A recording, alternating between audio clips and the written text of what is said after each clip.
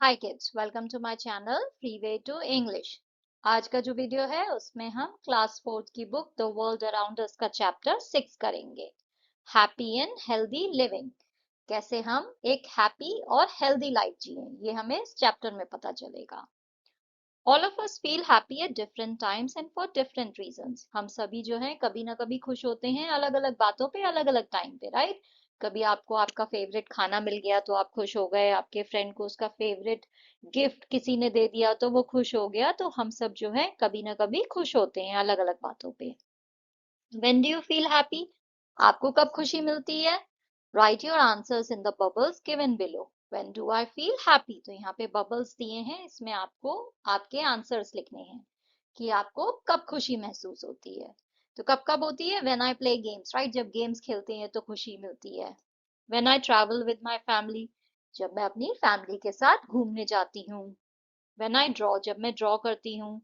when I eat my favorite food, जब मैं अपना फेवरेट खाना खाती हूँ, या फिर when I watch my favorite cartoon, when I watch my favorite movie, when I listen to my favorite song। तो ये सब चीजें जो है हमें खुशी देती हैं।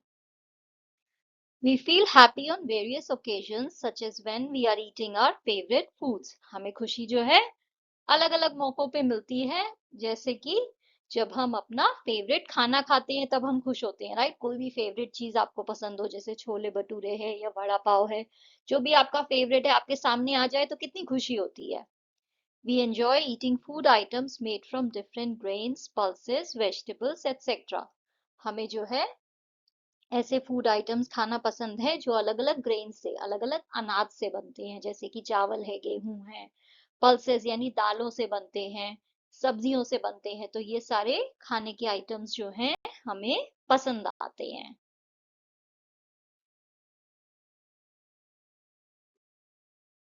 ये है हमारी activity 1। Connect the food items shown below with the ingredients used to make them. तो यहाँ पे देखिए फोटोग्राफ्स में फूड आइटम्स हैं, खाने के आइटम, और यहाँ पे भी फूड आइटम्स हैं। बीच में क्या है? बीच में वो इंग्रेडिएंट्स हैं, वो सामग्री है जो इन चीजों को बनाने में यूज होती है। तो ये सारे फूड आइटम बनाने में क्या क्या यूज होता है वो यहाँ पे है। हमें करेक्ट चीज के साथ फूड आइटम को मैच करना है। तो यहाँ पे देखिए, ये है पोहा, ये है पकौड़ास, ये है इडली, ये है समोसा। ये जो है ये दाल भी हो सकती है, करी भी हो सकती है। ये वड़ा है, ये उपमा है, और ये चपाती है। तो चपाती किससे बनती है? गेहूं से, राइट। तो हमने इसे गेहूं से मैच कर दिया। समोसे में क्या जाता है? समोसे में देखिए ग्रीन पीस जाती है, राइट, जो मटर होती है। इडली चावल से बनती है तो हमने उसे वहां पे मैच कर दिया। पकोड़े इसमें जो है चने का जो आटा होता है वो यूज होता है, तो हमने चने के साथ मैच कर दिया। पोहा में जो है पीनट्स डलता है, राइट, साथ में पोहा जो है वो राइस का बना हुआ होता है।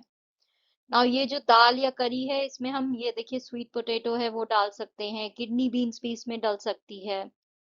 इसमें ये दाल जो है यहाँ पे दिख रही है वो भी इसमें डल सकती है, डिपेंड करता है ये क्या है। ये है वड़ा। वड़ा किससे बनता है? चने से बनता है, चावल से भी बनता है, तो हमने उससे मैच कर दिया। ये है उपमा। उपमा में जो है पीनट्स डलते हैं और ग्रीन पीस दोनों डलते हैं, राइट, तो हमने उससे मैच कर दिया। चपाती हम ऑलरेडी गेहूं से मैच कर चुके हैं, तो ये है हमारा सोल्यूशन।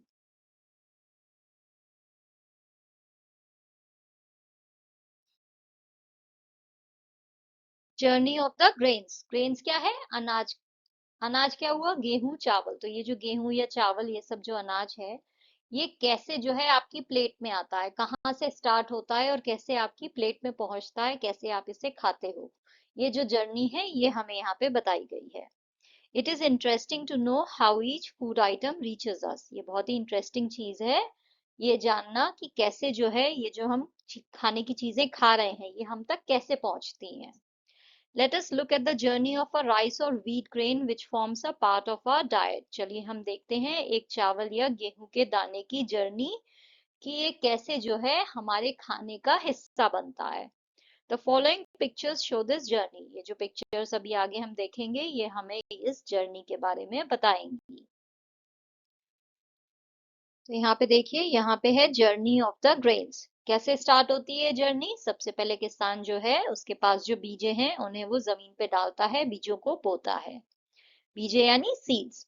तो यहाँ पे देखिए इसने सीड्स डाली। उसके बाद क्या हो रहा है, यहाँ पे सीड्स को धूप मिली, पानी मिला, तो ये सीड्स जो है ये धीरे धीरे धीरे करके जो है छोटे छोटे पौधे बन गए गेहूं और चावल के। उसके बाद क्या हुआ, उसके बाद और बारिश हो रही है, यहाँ पे पानी और मिल रहा है, तो ये पौधे जो हैं ये बड़े होते जा रहे हैं। उसके बाद क्या हो रहा है, उसके बाद जो है इनमें खाद डाली जा रही है, मैन्योर। यहाँ पे गाय भैंस का जो गोबर होता है, उसके अलावा भी जो फर्टिलाइजर आते हैं उन्हें डाल के जो है इन पेड़ पौधों को बड़ा किया जा रहा है ताकि फसल अच्छी हो। उसके अलावा 5वें नंबर पे क्या है, जमीन के नीचे जो है वो ये अर्थवर्म्स होते हैं। ये अर्थवर्म्स जो है ये जमीन को उपजाऊ बनाते हैं, तो ये बहुत ही जरूरी है कि जमीन के अंदर ये वर्म्स हो। इनसे क्या होता है, इनसे हमारी जमीन जो है वो और ज्यादा अच्छी बन जा रही है। जितनी ज्यादा अच्छी, जितनी ज्यादा उपजाऊ आपकी जमीन होगी, उतना ज्यादा जो है चावल और गेहूं जो है आपके खेत में पैदा होगा। तो ये देखिए यहाँ पे जो है सीड्स को दुगना तिगना कर रहे हैं। फिर नंबर 6 पे क्या है, यहाँ पे देखिए किसान जो है उसकी फसल जो है वो तैयार हो रही है, तो वो यहाँ पे स्केयर क्रो लेके खड़ा हुआ है। स्केयर क्रो क्या होता है, आपने देखा होगा खेत में अक्सर जो है वो एक ऐसा पुतला जैसा लगा देते हैं, किसी इंसान से जैसे दिखने वाली चीज जो है वहां पे रख देंगे ताकि चिड़िए जो हैं वो आके फसल को नुकसान ना पहुंचाए। तो चिड़ियों से बचाने के लिए, वरना चिड़िया आके जो है ये खा जाएंगी गेहूं और चावल, तो उनसे बचाने के लिए देखिए वो यहाँ पे स्केयर क्रो लेके खड़ा हुआ है। उसके बाद क्या होता है, उसके बाद देखिए वो यहाँ पे फसल के बीच में अगर कुछ घास फूस हो रही है, कुछ ऐसे पेड़ पौधे हो रहे हैं जो कि हमारी फसल के लिए, हमारे गेहूं और चावल के लिए अच्छे नहीं है, तो उसे किसान वहां से निकाल रहा है। तो वो उन चीजों को जो है जो अच्छी नहीं है उन्हें जमीन से निकाल दे रहा है। उसके बाद वो क्या कर रहा है, उसके बाद देखिए फसल बिल्कुल तैयार हो गई है। अब यहाँ पे सब पीली पीली यानी जो है धीरे धीरे बिल्कुल तैयार हो गए हैं गेहूं और चावल। तो वो उन्हें काट रहा है, हार्वेस्ट का टाइम आ गया है, यानी फसल काटने का टाइम। उसके बाद देखिए उसने उसमें से जो भी ग्रेन्स हैं वो निकाले, जो भी गेहूं चावल है उसे निकाल के उसने बोरों में भरा है, और फिर वो शॉप पे गया है बिकने के लिए।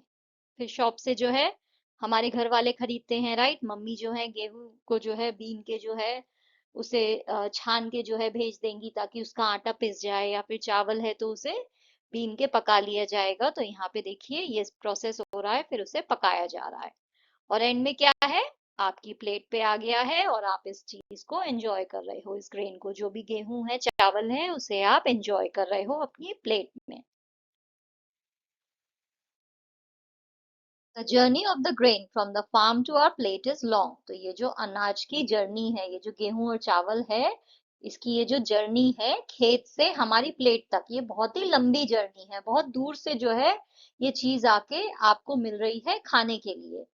The efforts of people, farmers, sellers, etc. and animals make this journey possible for us.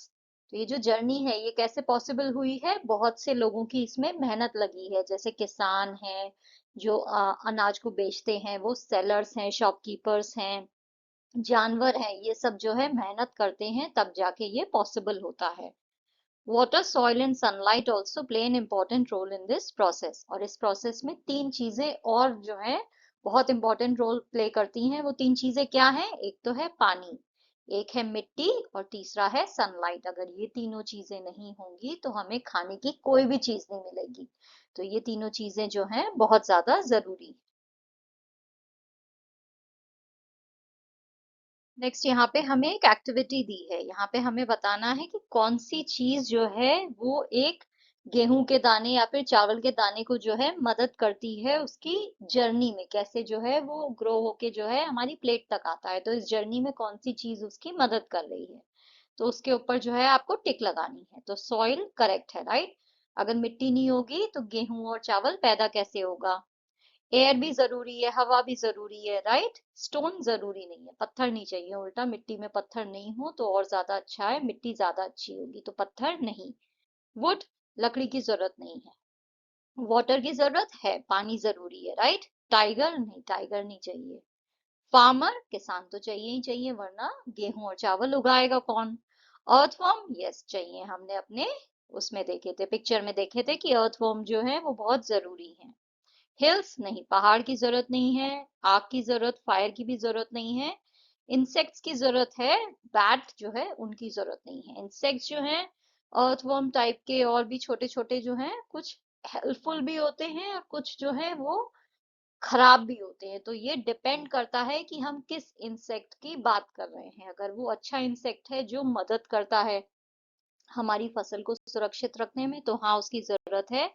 लेकिन अगर वो नुकसान पहुंचा रहा है तो उसकी जरूरत नहीं है।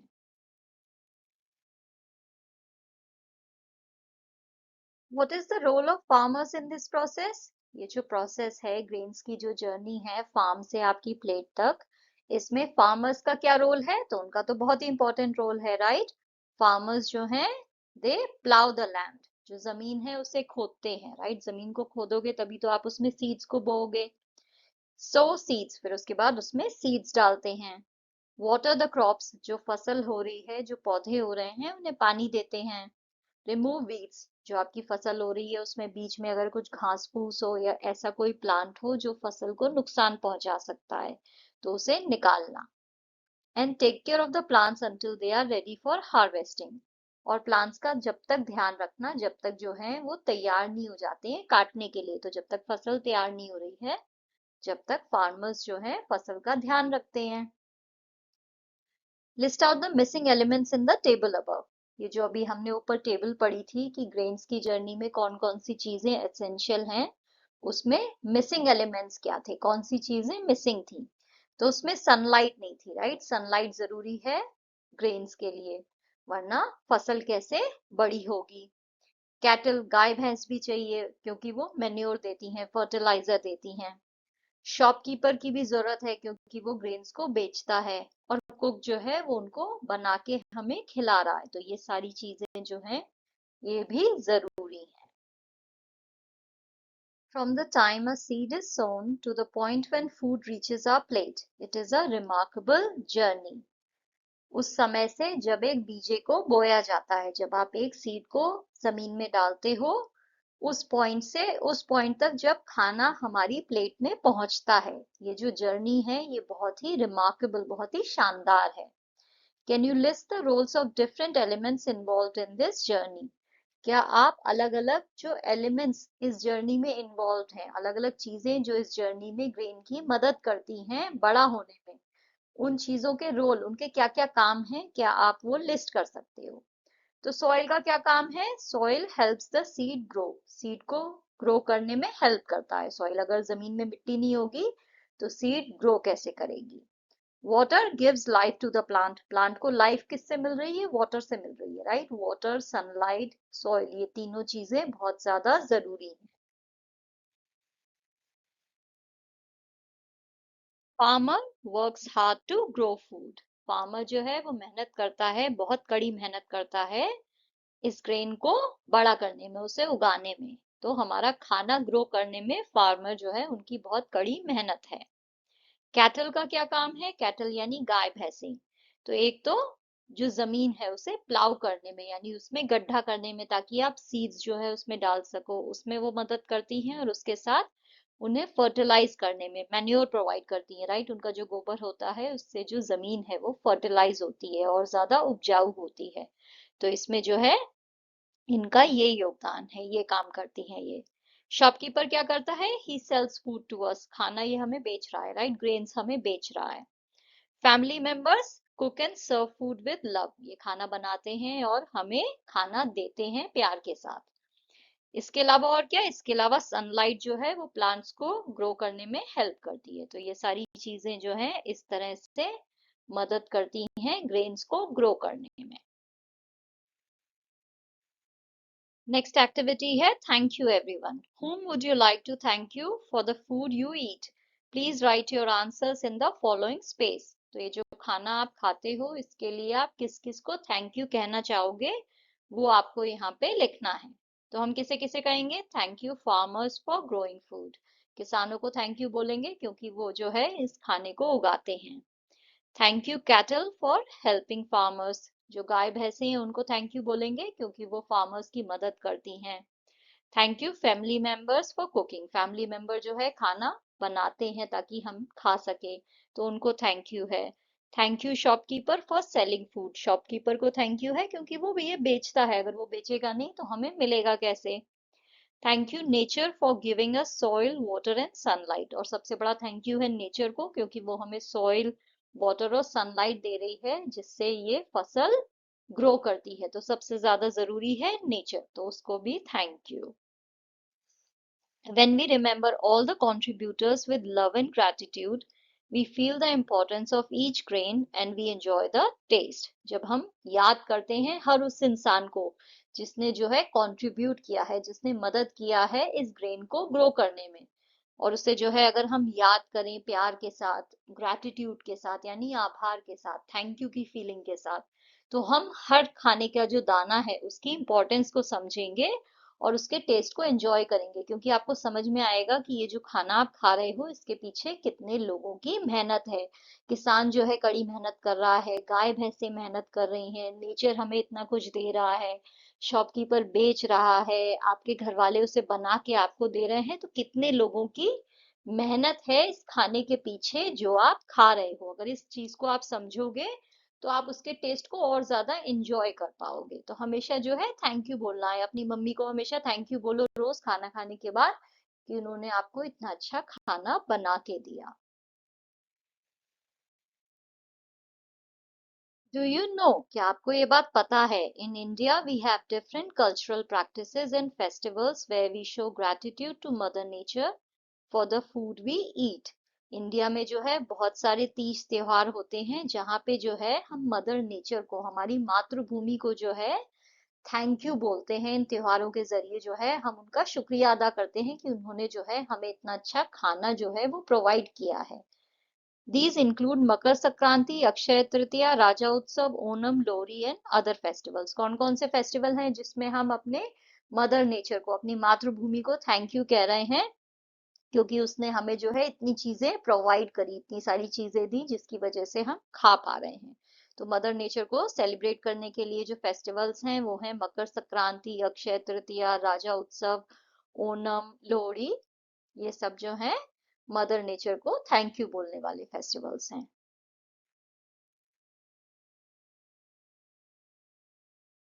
माइंडफुल ईटिंग यानी जब आप कुछ खा रहे हो तो सोचो समझो क्या खा रहे हो, कैसा टेस्ट है, हर चीज को महसूस करो, उसे कहते हैं mindful eating. One day the teacher asked her students to sit in a circle. एक दिन टीचर ने अपने स्टूडेंट से कहा कि एक सर्कल में सब बैठ जाएं। तो देखिए यहाँ सब सर्कल में बैठ गए हैं। She asked them to close their eyes. उसके बाद उन्होंने बोला कि सब अपनी आंखें बंद कर लें। Thereafter she placed one peanut each on their palms. उसके बाद उन्होंने जो है हर किसी के हाथ में एक मूंगफली का दाना जो है वो रख दिया। Every student felt the object on their palm. जितने भी स्टूडेंट्स थी उनकी आंखें तो बंद थी, तो वो जो है फील कर रहे थे कि ये टीचर ने उनके हाथ में क्या रखा है। A few students immediately recognized the seed and knew it was peanut. कुछ स्टूडेंट्स जो है वो तो तुरंत समझ गए कि ये जो है जो टीचर ने हमारे हाथ में रखा है ये मूंगफली का दाना है। Their eyes still closed, the students attentively followed the teacher's instructions. और उनकी आंखें अभी भी बंद थी सारे बच्चों की। उन्होंने जो है सारे बच्चों ने बहुत ही ध्यान से जो है टीचर ने जो भी इंस्ट्रक्शंस दिए उसे फॉलो किया। तो टीचर ने क्या क्या इंस्ट्रक्शन दिए? Put the food item in your mouth slowly. ये जो आपके हाथ में फूड का आइटम है इसे अपने मुंह में धीरे से रखो। Use your tongue and mouth to feel the surface of the food. उसके बाद अपनी जीभ और माउथ को जो है यूज करो फील करने के लिए कि ये जो खाना है इसका सरफेस कैसा है, यानी ये जो आपके मुंह में आपने डाला है ये सॉफ्ट है, हार्ड है, रफ है या फिर स्मूथ है, क्या है इसका सरफेस कैसा है इसका। Gently chew it with your mouth. उसके बाद धीरे धीरे जो है अपने दांतों से जो है इसे काटो, धीरे धीरे दांतों से इसे चबाओ। Feel the flavour and taste using your tongue, nose and other senses. उसके बाद जो है जो भी टेस्ट आ रहा है, जो भी फ्लेवर है इस चीज का, उसे फील करो अपने टंग से, अपनी नोज से और बाकी के सेंसेस से। तो फील करके देखो ये क्या खा रहे हो, कैसा टेस्ट है। Remember the taste as you continue to chew. और इस टेस्ट को याद रखो जब जो है तुम इसे चबा रहे हो। Before swallowing remember the texture of the food. और इसको निगलने से पहले, इससे पहले कि सारा खाना जो है आप नीचे अपने थ्रोट के जरिए नीचे भेजो, उससे पहले जो है आप इस खाने के टेक्सचर को याद रखो कि ये कैसा था, खाने में क्या टेस्ट था, क्या फीलिंग थी, कर रहा था, सॉफ्ट था, कैसा इसका टेक्सचर था। What role does your tongue play in this process? ये जो खाने का प्रोसेस है इसमें टंग जो है वो क्या रोल प्ले कर रहा है? तो टंग जो है, जो हमारी जीभ है, it helps to taste and feel the food. इसकी वजह से जो है हम खाने को टेस्ट कर पाते हैं और फील कर पाते हैं। What do your teeth do to the food? आपका दांत क्या करते हैं इसमें? Teeth chew the food into smaller pieces। ये जो है खाने को छोटे छोटे पीसेस में जो है डिवाइड कर रहे हैं, राइट, काट रहे हैं। तो आप खाने को चबा पा रहे हो दांतों की वजह से, क्योंकि ये खाने को छोटे छोटे पीसेस में चबा रहे हैं। What happens to the food inside your mouth during this process? ये जो प्रोसेस है खाने का, इसमें खाने के साथ क्या होता है आपके मुंह के अंदर? Inside the mouth, food mixes with saliva and becomes soft for swallowing। तो मुंह के अंदर जो है, जब आप दांत से उसे काट के छोटे पीसेस में करते हो, उसके बाद खाना जो है वो हमारे मुंह के अंदर जो सलाइवा है, राइट, मुंह के अंदर जो वाटर होता है उसे सलाइवा कहते हैं, उसके साथ खाना मिक्स हो जाता है, सॉफ्ट हो जाता है, और उसकी वजह से हम उसे निगल पाते हैं, swallow कर पाते हैं, वो नीचे जा पाता है। Mindful eating is about paying attention to what we eat and how we feel while eating। Mindful eating का मतलब है कि हम ध्यान दें इस चीज पे कि हम क्या खा रहे हैं और कैसा हमें फील हो रहा है उसे खाते हुए।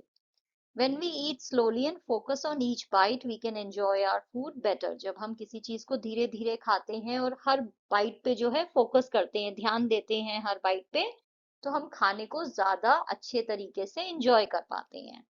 It helps us make healthier choices and appreciate the food we have। इसकी वजह से क्या होता है, हम एक तो खाने में हेल्दी चॉइसेस लाएंगे, क्योंकि अब हम ध्यान दे के खा रहे हैं। हर कोई भी चीज नहीं खा ली कि सामने दिखी खा ली, नहीं, हम ध्यान दे के खा रहे हैं, तो उससे जो है हम हेल्दी चॉइसेस लेंगे अपनी लाइफ में, और साथ ही जो खाना हम खा रहे हैं उसे हम और बेटर तरीके से अप्रिशिएट करेंगे। So the next time you eat, try focusing on what you eat, chewing your food well and enjoying every bite fully। तो नेक्स्ट टाइम जब आप कुछ भी खाओ तो इस चीज पे फोकस करो कि आप क्या खा रहे हो। अपने खाने को अच्छे से च्यू करो, अच्छे से चबाओ, दांतों का अच्छे से यूज करो, और हर बाइट को जो है, खाने का जो हर बाइट है उसे पूरी तरह से एंजॉय करो। फील करो क्या खा रहे हो, क्या टेस्ट है, कैसा टेक्सचर है, कैसा आपको फील हो रहा है उसे खाते हुए। तो ऐसे जो है आप खाने को और बेटर तरीके से एंजॉय कर पाओगे। इसे हम कहते हैं माइंडफुल ईटिंग, यानी ध्यान दे के खाओ, पूरा ध्यान जो है खाने पे दो। जब खाना खा रहे हो तो ऐसा नहीं है टीवी देखने लग जाओ या मोबाइल खेलने लग जाओ, नहीं, खाने पे ध्यान दो। वैल्यूइंग फूड, खाने की वैल्यू समझना। एवरी ग्रेन इज प्रेशियस, खाने का हर दाना जो है वो कीमती है। Do you eat every grain of food served on your plate? क्या आप हर खाने का दाना खाते हो जो आपकी प्लेट में आपको दिया जाता है? When we waste food, we fail to respect the hard efforts of everyone who helped bring food to our plate। जब हम खाने को वेस्ट करते हैं तो हम उन लोगों को जो है रिस्पेक्ट नहीं दे रहे हैं जिन्होंने इतनी मेहनत की इस खाने को हमारी प्लेट तक लाने में। तो आप एक तरह से उन लोगों की इंसल्ट कर रहे हो, उस किसान की इंसल्ट कर रहे हो जिसने इतनी मेहनत करके इस ग्रेन को ग्रो किया। कैटल्स की इंसल्ट कर रहे हो, नेचर की इंसल्ट कर रहे हो, शॉपकीपर की कर रहे हो, उस इंसान की कर रहे हो जिसने खाना बनाया है। तो अगर हम उन लोगों को रिस्पेक्ट देना चाहते हैं, उनके एफर्ट्स को जो है दिल से ग्रैटिट्यूड के साथ जो है रिस्पेक्ट देना चाहते हैं, तो जरूरी है कि हम अपनी प्लेट में जो खाना है उसे पूरा अच्छे से फिनिश करें। खाने को वेस्ट नहीं करना चाहिए, क्योंकि इसके पीछे बहुत सारे लोगों की मेहनत है। इसकी वैल्यू को हमें समझना चाहिए। नेक्स्ट आपको एक हफ्ते के लिए जो है एक रिकॉर्ड बनाना है हर खाने का, जो आपने ब्रेकफास्ट में, लंच में और डिनर में खाया। तो ब्रेकफास्ट में क्या खाया वो आपको यहाँ पे लिखना है, लंच में क्या खाया वो यहाँ पे, डिनर में क्या खाया वो यहाँ पे। After every meal make an entry in the following table. If you ate everything write yes and add a happy smiley. If you left some food write no and add a sad face.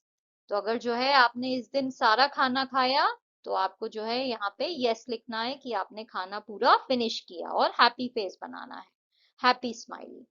और अगर आपने waste किया तो no लिखना है और sad emoji बनाना है।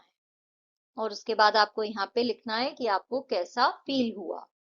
तो पहले दिन जो है मैंने खाया ब्रेकफास्ट में पोहा पीनट्स के साथ, लंच में रोटी दाल आलू सब्जी, डिनर में चावल और दही है, अचार।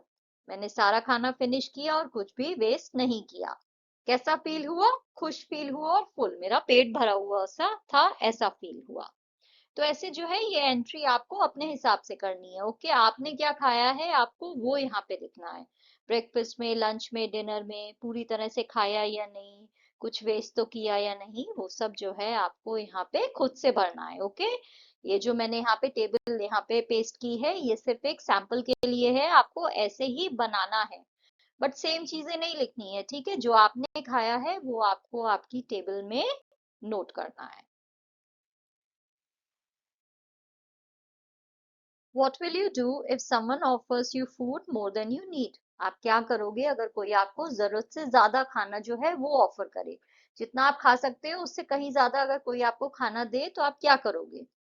If someone offers more food, I will politely say no, thank you. अगर कोई जो है बहुत ज्यादा खाना मुझे ऑफर करेगा तो मैं बहुत ही पोलाइटली, बहुत ही अच्छे से उनसे कहूंगा कि नहीं थैंक यू, मैं इतना नहीं खा सकता हूँ। If you do not like a food item on your plate, अगर आपकी प्लेट में कोई ऐसा फूड आइटम हो जो आपको पसंद नहीं है, फिर क्या करोगे आप? If I do not like a food item I will offer it to somebody who likes it, तो मैं उस इंसान को ऑफर करूंगी जिसे वो पसंद हो। तो अगर मेरे पास कुछ ऐसा है जो मुझे पसंद नहीं आ रहा है तो मैं सबसे पूछूंगी कि क्या किसी को ये चाहिए, क्योंकि ये मुझे पसंद नहीं है और खाना मैं वेस्ट नहीं करना चाहती हूँ।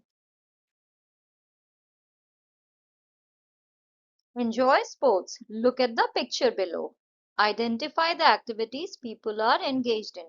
तो यहाँ पे देखिए इस फोटो में जो है कोई पार्क का सीन दिखाई दे रहा है और सारे बच्चे जो है कुछ ना कुछ कर रहे हैं। हमको लिखना है बच्चे कौन कौन सी एक्टिविटीज यहाँ पे कर रहे हैं। तो देखिए कोई जो है बुक रीड कर रहा है, यहाँ पे देखिए ये reading book. Playing with ball, कुछ बच्चे जो है बॉल से खेल रहे हैं। साइकिलिंग, यहाँ पे देखिए एक साइकिल कर रहा है। वॉकिंग, कोई वॉक कर रहा है यहाँ पे। प्लेइंग बैडमिंटन, बच्चे यहाँ पे बैडमिंटन भी खेल रहे हैं देखिए। सिटिंग, यहाँ पे कुछ बच्चे बैठे हुए भी हैं। प्लेइंग ऑन स्लाइड, यहाँ पे देखिए स्लाइड पे खेल रहे हैं। सिटिंग ऑन स्विंग, झूले पे भी बैठे हुए हैं। प्लेइंग फुटबॉल, और कुछ बच्चे जो हैं फुटबॉल भी खेल रहे हैं। तो ये सारी एक्टिविटीज जो हैं इस पिक्चर में हो रही हैं। Which physical activities do you do in your daily life? आप अपनी डेली लाइफ में कौन कौन सी फिजिकल एक्टिविटीज करते हो? तो मैं क्या क्या करती हूँ? I play football, run, skip, cycle and sometimes play cricket with my friends. तो मैं अपने दोस्तों के साथ क्रिकेट कभी कभी खेलती हूँ। इसके अलावा फुटबॉल है, दौड़ना है, स्किपिंग करना है, साइकिलिंग है, ये सारी एक्टिविटीज जो है मैं करती हूँ। How do you feel on a day when you play a lot? आपको उस दिन कैसा फील होता है जब आप बहुत ज्यादा खेलते हो? I feel happy, fresh and full of energy. अगर मैं किसी दिन बहुत ज्यादा खेलूं तो मुझे एक तो बहुत ज्यादा खुशी होती है कि इतना ज्यादा एंजॉय किया, फ्रेश फील होता है और ऐसा लगता है मेरे अंदर कितनी एनर्जी है। Can you name the games depicted in the pictures below? यहाँ पे ये जो पिक्चर्स हैं इनमें कौन कौन से गेम जो हैं वो खेले जा रहे हैं? तो ये देखिए यहाँ पहली वाली पिक्चर में क्या है, ये इसे कहते हैं गिल्ली डंडा। ये है गिल्ली और ये है डंडा, तो ये गेम है गिल्ली डंडा। ये क्या है? इसे कहते हैं लगोरी या फिर सेवन स्टोन्स। यहाँ पे सेवन स्टोन्स एक के ऊपर एक रखे जाते हैं और फिर उन्हें बॉल से जो है गिराया जाता है, तो इसे लगोरी या सेवन स्टोन्स कहते हैं। ये गेम क्या है? इसे लंदन ब्रिज कहते हैं, कुछ लोग इसे टनल या फिर पासिंग अंडर द ब्रिज भी कहते हैं। एंड ये वाला जो गेम है इसे हिंदी में लंगड़ी टांग और इंग्लिश में हॉप स्कॉच कहा जाता है। एक पैर पे जो है आपको खेलना होता है ये गेम।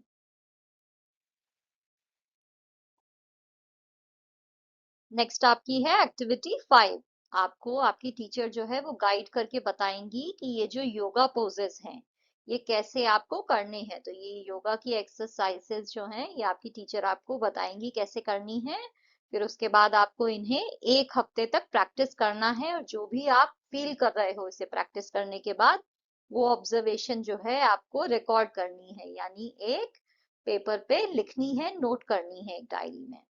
तो ये जो पहला आसन है इसे हम कहते हैं वज्रासन, ये है वृक्षासन और इसे कहा जाता है पद्मासन। आपकी टीचर आपको बताएंगी ये तीनों योगा पोजेस कैसे करने। तो यहाँ पे देखिए 7 डेज तक मैंने ये योगासन जो है इन्हें प्रैक्टिस किया और मेरी ऑब्जर्वेशंस ये सारी थी, तो इन्हें मैंने ऐसे नोट किया है। मंडे को किया मैंने वज्रासन, मुझे बहुत ही काम और रिलैक्स्ड फील हुआ, बहुत ही शांत लगा, बहुत ही अच्छा लगा। ट्यूसडे को मैंने वृक्षासन किया, उससे मुझे बैलेंस्ड और स्ट्रॉन्ग फीलिंग आई।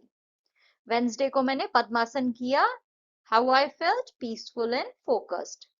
थर्सडे को वज्रासन किया, स्टोमक फेल्ट लाइट, उसके बाद मेरा पेट जो है मुझे हल्का हल्का महसूस हुआ। फ्राइडे को किया मैंने वृक्षासन, उससे मेरा फोकस इंप्रूव हुआ। सैटरडे को पद्मासन, जिसकी वजह से बहुत ही पीसफुल फीलिंग आई। एंड संडे को मैंने ये तीनों आसन जो है वो प्रैक्टिस किए, उससे मुझे बहुत ही हैप्पी और एनर्जेटिक फीलिंग आई।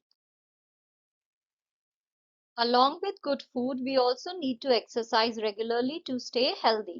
तो अच्छे खाने के साथ जरूरी है कि हम डेली एक्सरसाइज करें हेल्दी रहने के लिए। Regular physical activities like playing in open fields with friends, running, jumping, cycling, and skipping are necessary to keep us strong and energetic. Regular physical activities जो है ये जरूरी है कि हम डेली करें, ताकि जो है हम स्ट्रांग रहें, एनर्जेटिक रहें, बहुत अच्छा हमें फील हो, स्ट्रांग फील हो, हमारे अंदर हमेशा एनर्जी रहे। तो उसके लिए जरूरी है कि हम कुछ ना कुछ फिजिकल एक्टिविटी करें, जैसे कि गार्डन में खेलना अपने फ्रेंड्स के साथ, रनिंग करना, जंपिंग करना, साइकिलिंग करना, स्किपिंग करना, ये सारी ही एक्टिविटीज जो है वो हमारी बॉडी के लिए बहुत ही अच्छी हैं। Similarly, other physical activities like yoga improve our posture and keep us happy and active. इसके साथ ही बाकी की जो फिजिकल एक्टिविटीज हैं, जैसे कि योगा, इससे क्या होता है, इससे एक तो हमारा पोस्चर इंप्रूव हो रहा है, यानी हम कैसे खड़े हैं, करेक्ट ढंग से खड़े हैं या नहीं, कैसे बैठे हैं, करेक्ट पीछे आपका पूरा बैक स्ट्रेट है या नहीं, तो आपका जो पोस्चर है खड़े होने का, बैठने का तरीका, वो करेक्ट होता है। और साथ ही जो है आपको अंदर से बहुत ही खुशी वाली फीलिंग आती है, क्योंकि जब आप ये एक्सरसाइजेस करते हो तो आपका ब्रेन रिलैक्स हो रहा है, आपकी बॉडी रिलैक्स हो रही है, और साथ ही आप इससे एक्टिव फील करते हो। खेल yoga, the textbook on physical education and well-being, provides many interesting exercises and games. आपके क्लास में जो है एक टेक्स्ट बुक आपकी होगी खेल योगा, इसमें जो है बहुत सारी इंटरेस्टिंग एक्सरसाइजेस हैं और गेम्स भी हैं, जिनसे जो है आप फिट रहोगे, हैप्पी रहोगे। स्लीप वेल टू, अच्छे से सोना भी जरूरी है। Think about a day when you exercised और प्लेड अ लॉट। ऐसे दिन के बारे में सोचो जिस दिन आपने बहुत ज्यादा एक्सरसाइज की या फिर बहुत ज्यादा खेला। What do you think would happen if you did not sleep well after that? आपको क्या लगता है क्या होगा अगर आप उस दिन में जो है इस सब कर चीजों को करने के बाद, इतनी ज्यादा एक्सरसाइज या इतने ज्यादा खेलने के बाद जो है अगर आप सोओगे नहीं अच्छे से, अगर आपको नींद नहीं आई, तो आपको क्या लगता है क्या होगा?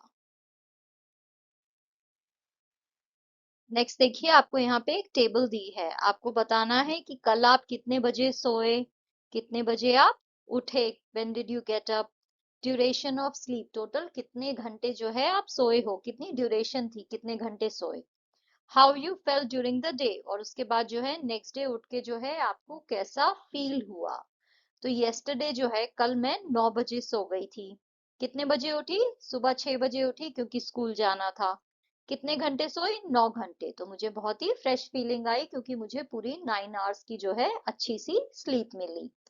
उससे पहले वाले दिन मैं 10 बजे सोई थी और 6 बजे उठी थी, तो सिर्फ मुझे 8 घंटे की नींद मिली, राइट, 1 घंटे कम मिली। तो फिर जो है मुझे पूरे दिन बड़ी ही लेजी सी फीलिंग आई, आलस सा लगा कि बस बार बार नींद आ रही थी, ऐसा लग रहा था। उससे पहले वाले दिन मैं 10:30 बजे सोई थी और ज्यादा लेट सोई थी, और सुबह 6 बजे उठी, क्योंकि स्कूल तो जाना ही है। तो मुझे बस 7.5 घंटे की नींद मिली, जिसकी वजह से पूरा दिन जो है मुझे नींद ही आती रही, बहुत ज्यादा स्लीपी फीलिंग हुई, पूरा दिन जो है मेरा पूरा दिन जो है वो बेकार सा हो गया।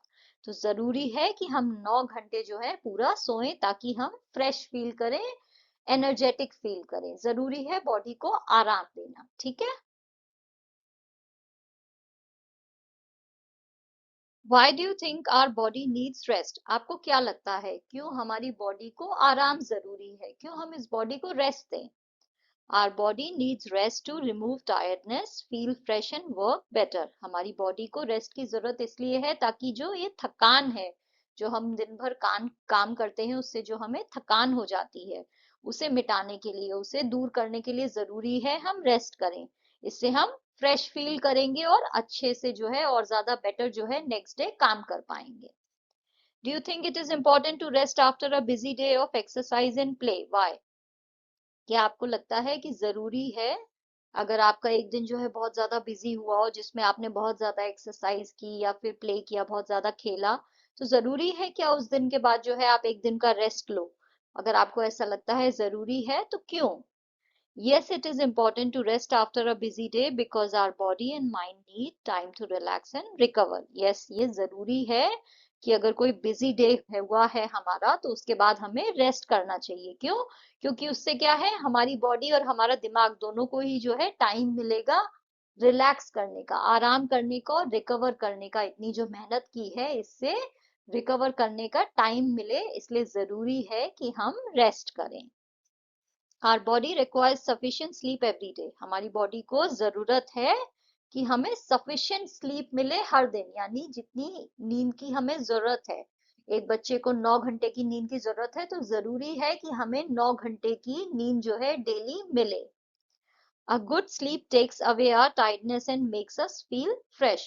अगर हम जो है अच्छे से सोएंगे पूरी रात, हमें अच्छी सी नींद आएगी तो उससे क्या है, जो हमारी थकान है वो मिट जाएगी, अपने आप दूर हो जाएगी। अगले दिन आपको बहुत ही फ्रेश फील होगा।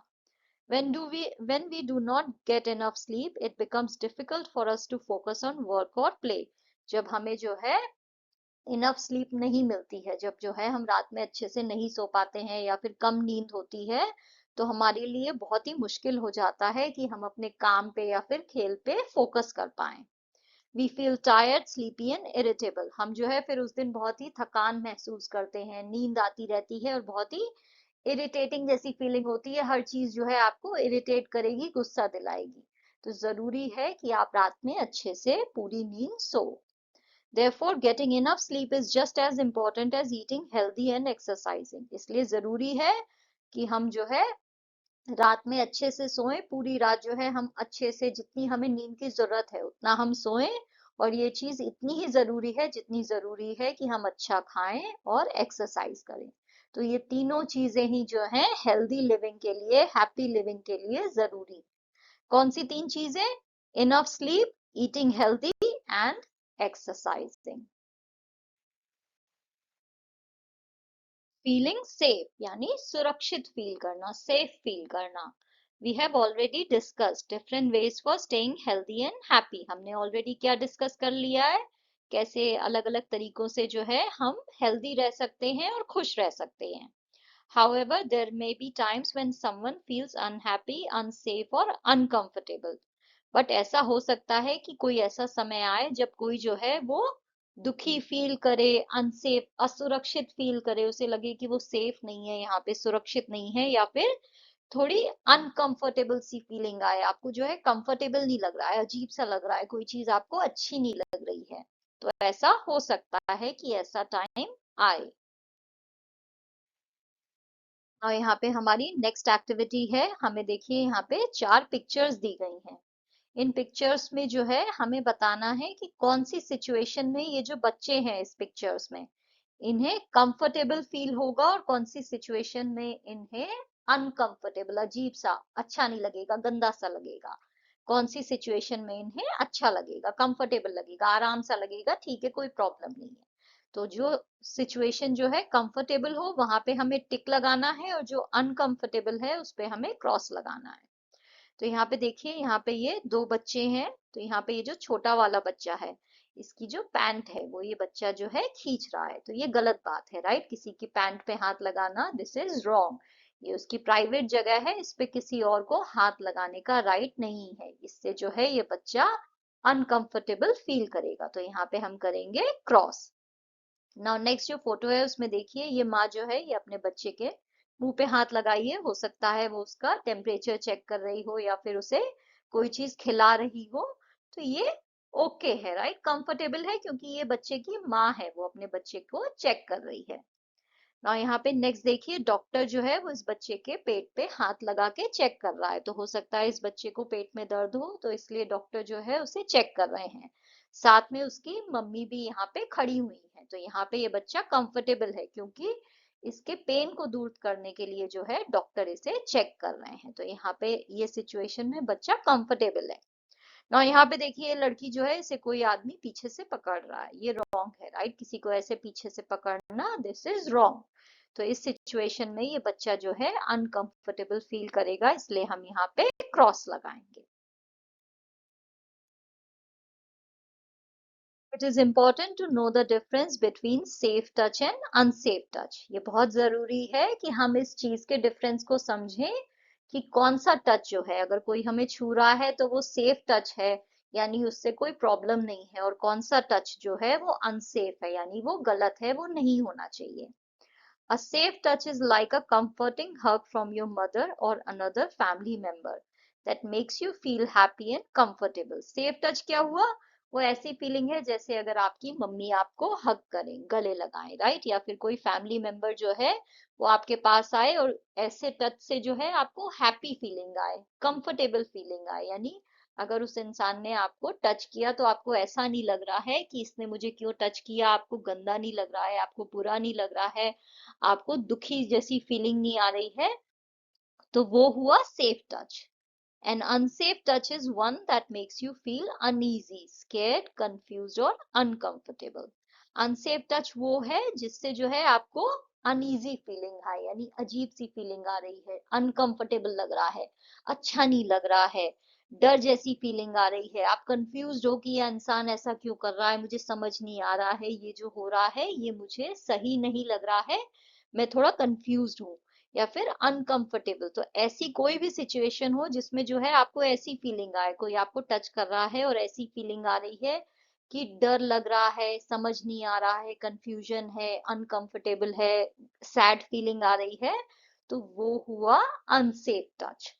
Whether it is from someone you know और अ स्ट्रेंजर, इससे कोई फर्क नहीं पड़ता है कि ये जो टच है ये किसी जानने वाले इंसान ने किया है या फिर अनजान इंसान ने, स्ट्रेंजर ने, तो उससे फर्क नहीं पड़ता है। अगर आपको ऐसी फीलिंग आ रही है तो आपको आपके मम्मी पापा को या टीचर को बताना चाहिए, ठीक है, क्योंकि ये अनसेफ टच है।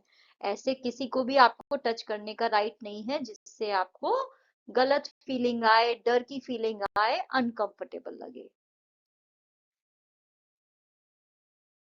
What would you do if someone's touch made you feel uncomfortable? हम क्या करेंगे अगर किसी इंसान ने हमें टच किया और उस टच की वजह से हमें अनकंफर्टेबल, अजीब सा, गलत सा, बहुत ही बेकार सी फीलिंग आई, अच्छा नहीं लगा, तो हम क्या करेंगे? If someone's touch makes me uncomfortable, I will say no and move away. तो मैं उनसे कह दूंगी no और मैं वहां से चली जाऊंगी। If you face an unsafe situation, who would you tell? अगर कोई ऐसी सिचुएशन आपके सामने आए जिसमें जो है आपको अच्छा नहीं लग रहा है, अनसेफ लग रहा है, डर सी फीलिंग आ रही है, तो आप किसे बताओगे? If I face an unsafe situation, I will tell my parents, teacher or a trusted adult. तो मैं या तो अपने पेरेंट्स को या फिर अपने टीचर को या फिर किसी ऐसे बड़े इंसान को बताऊंगी जिस पे मुझे भरोसा है। List two situations where you would firmly say no. ऐसी दो सिचुएशन बतानी है जहां पे आप अच्छे से जो है, पूरी तरह से जो है कह दोगे नहीं, ये तो बिल्कुल भी नहीं होना चाहिए, आप दूर हो जाओ। Situations to firmly say no. If someone touches me in an unsafe way, अगर कोई मुझे जो है गलत ढंग से छुएगा तो मैं firmly बोलूंगी no. If a stranger asks me to go with them, और अगर कोई अनजान इंसान मुझे बोले कि उसके साथ जाना है तो मैं क्या बोलूंगी? No, right. ये जो सिचुएशंस हैं इसमें हमें फर्मली यानी बहुत ही अच्छे से, बहुत ही तेज आवाज में अच्छे से आपको कहना है, कॉन्फिडेंस के साथ, नो, ऐसा नहीं करना है। तो ऐसी सिचुएशंस में जो है हम कहेंगे नो। तो कोई भी अगर आपको टच कर रहा है जिससे आपको अनकंफर्टेबल फीलिंग आ रही है तो आपको बोलना है नो और वहां से चले जाना है, दूर चले जाओ या फिर थोड़ा दूर हट जाओ ताकि उस इंसान को समझ में आ जाए कि ये जो आप कर रहे हो ये सही नहीं कर रहे हो, मुझे इससे गलत फीलिंग आ रही है, अच्छा नहीं लग रहा है, अनकंफर्टेबल लग रहा है। If you ever feel unsafe, speak up. अगर आपको कभी भी डर लगे या फिर ऐसा लगे कि कुछ सही नहीं हो रहा है तो आपको जो है बोलना है, बताना है। Remember, if anyone ever makes you feel uncomfortable, it is okay to say no and tell a trusted adult like your teacher or your parents. ये चीज हमें याद रखनी है कि अगर कोई भी इंसान आपको अनकंफर्टेबल फील कराए, कुछ ऐसा फील कराए जो आपको सही नहीं लग रहा है, तो इसमें कोई प्रॉब्लम नहीं है, आप उसे नो बोल सकते हो, ठीक है। नो बोलने में कोई बुराई नहीं है। और उसके बाद आप अपने किसी भी ट्रस्टेड एडल्ट को, किसी भी बड़े को बता सकते हो, वो आपके टीचर हो सकते हैं या फिर आपके पेरेंट्स हो सकते हैं। तो नो बोलने में कोई बुराई नहीं है, ठीक है। कोई चीज अच्छी नहीं लग रही है तो बोल दो नहीं, ऐसा नहीं करना है, no. You do not have to feel uncomfortable or guilty. आपको जो है अनकंफर्टेबल फील नहीं करना है। आपको अगर आपको अच्छा फील नहीं हो रहा है तो आपको वो फील नहीं करना है, ठीक है। नो बोल देना है। गिल्टी भी फील नहीं करना है। ऐसा नहीं सोचना है कि आपकी गलती है, आपकी गलती की वजह से ये इंसान ऐसा कर रहा है, नहीं, ऐसा नहीं सोचना है। नो बोलना है और किसी बड़े को बता देना। For happy and healthy living, eating right at the right time in the right way is necessary. Happy और हेल्दी लाइफ के लिए जरूरी है कि हम सही खाना खाएं, सही टाइम पे खाएं और सही तरीके से खाएं. At the same time, engaging in physical activities, resting and relaxing are equally important. इसके साथ ही जो है जरूरी है कि हम एक्सरसाइज करें, फिजिकल एक्टिविटीज करें, रेस्ट करें और रिलैक्स करें. ये सारी चीजें भी जो है इतनी ही जरूरी हैं. If we take care of our body and mind, we can stay happy, healthy and joyful. अगर हम अपने दिमाग का, अपनी बॉडी का ध्यान रखेंगे तो हम खुश रहेंगे, हेल्दी रहेंगे और जॉयफुल रहेंगे. लाइफ में जो है सब कुछ अच्छा अच्छा होगा अगर हम अपनी बॉडी का, अपने दिमाग का ध्यान रखेंगे, ठीक है. तो खुश रहने के लिए, हेल्दी रहने के लिए क्या जरूरी है? बॉडी और माइंड दोनों का ध्यान रखो. If the following are missing, what would happen to a food grain? अगर ये चीजें मिसिंग होंगी तो जो फूड ग्रेन है, जो अनाज है, उसका क्या होगा, ग्रेन्स का क्या होगा? तो अगर सॉइल नहीं होगा तो सीड्स ग्रो नहीं कर पाएंगी, वाटर नहीं होगा तो पेड़ पौधे सूख जाएंगे, सनलाइट नहीं होगी तो प्लांट्स जो है वो खाना कैसे बनाएंगे, उनपे ग्रेन्स कैसे उगेंगे, एनिमल्स नहीं होंगे तो फार्मर्स जो है वो खेत को जो है खोद नहीं पाएंगे और फील्ड को जो है फर्टिलाइज नहीं कर पाएंगे. अर्थवर्म नहीं होंगे तो सॉइल जो है वो फर्टाइल नहीं हो पाएगा, राइट. सॉइल जो है वो उपजाऊ नहीं होगा तो उस पे उतना अनाज जो है वो ग्रो नहीं कर पाएगा. अगर फार्मर नहीं होगा तो क्रॉप्स कैसे ग्रो करेंगे, crops will not be grown. Shopkeeper नहीं होगा तो हम खाना कैसे खरीदेंगे, we can not buy food, right. अगर कुक नहीं होगा तो, अगर कोई खाना नहीं बनाएगा तो हम कच्चा खाना तो खा नहीं सकते हैं, we can not eat raw food. तो अगर ये सारी चीजें नहीं होंगी तो ग्रेन्स जो है वो हमें नहीं मिल पाएंगे. Design your own favourite plate of balance diet with food items you like. तो आपको आपकी फेवरेट प्लेट जो है खुद से डिजाइन करनी है. कौन सी चीज आपको ब्रेकफास्ट में खानी चाहिए जो हेल्दी भी है और अच्छी भी है, लंच में क्या खाना है, डिनर में क्या खाना है.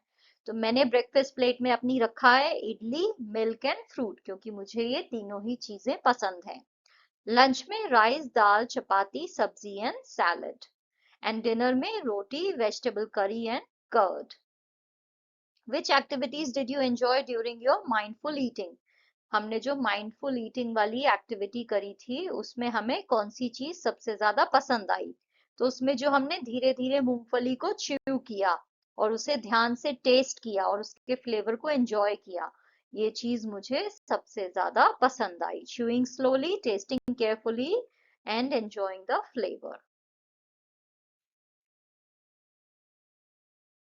How can you keep your body strong? Write down the names of the exercises and games you would practice.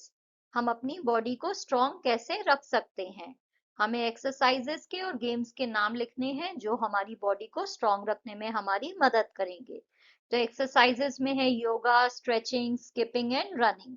And games में है football, cricket, kho kho, badminton. ये सभी जो है हेल्दी गेम्स हैं एंड हेल्दी एक्सरसाइजेस हैं.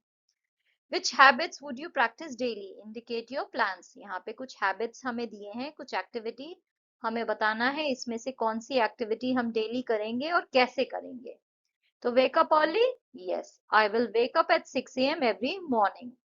Yoga and exercises? I will do yoga and stretching for 15 minutes every day. मैं हर दिन जो है 15 मिनट के लिए योगा और stretching exercise करूंगी. Eat a balanced diet on time. I will eat my meals at fixed times and include fruits and vegetables. मैं अपना खाना जो है फिक्स टाइम पे खाऊंगी और उसमें फ्रूट्स और वेजिटेबल्स को इंक्लूड करूंगी. Exercise and play, I will play outdoor games for at least 1 hour daily. मैं बाहर जो है जाके गेम्स खेलूंगी डेली एटलीस्ट 1 घंटे के लिए, ताकि मुझे अच्छे से एक्सरसाइज मिले। Less use of TV and mobile. I will watch TV or use mobile for less than 1 hour a day. मैं डेली जो है 1 घंटे से ज्यादा जो है टीवी या मोबाइल का यूज नहीं करूंगी। Read a book, I will read a story book before going to bed. Daily जो है मैं सोने से पहले स्टोरी बुक रीड करूंगी। Sleep peacefully, I will go to bed by 9 PM every night. हर रात जो है मैं 9 बजे सोने चली जाऊंगी। तो ये सारी चीजें जो है मैंने प्लान करी हैं डेली करने के लिए, ताकि मैं एक हेल्दी हैप्पी लाइफ जी सकूं।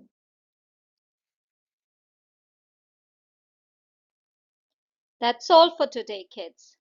If you enjoyed this lesson, don't forget to like, share, and subscribe to the channel. See you in the next video. Until then, stay smart, stay curious, and stay strong. Bye.